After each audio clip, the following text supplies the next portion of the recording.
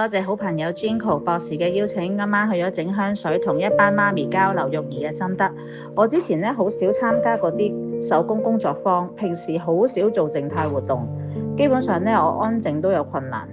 呢套西裝褸、耳環同埋頸鏈係喺英國嗰陣買嘅，一直都冇着過。跟住咧我就病咗，得到乳癌。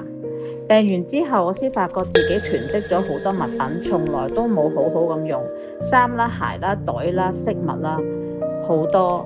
呢段片咧好靚，經歷咗化療同電療之後，我都好少影相，以為蒼老咗好多。好彩啲膚質依然唔錯，比我想象中好。我覺得我面對咗自己。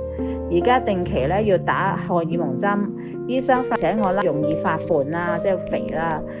望到張相有雙下巴，即刻攞噴噴咧噴即時護理翻。我好少再支噴噴出街，因為個支噴噴好大支，我就將佢入咗落個細嘅精華樽嗰度，定期去補。因為我平時都好忙，咁提醒自己啦，噴下手背，噴下條頸啦，噴下個下巴啦。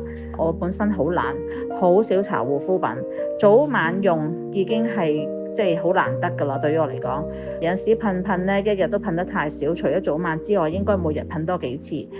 新人起碼要噴10次，如果乾性嘅皮膚更加係索得到、吸收得到。愛自己，踏入47歲，要好好打理自己。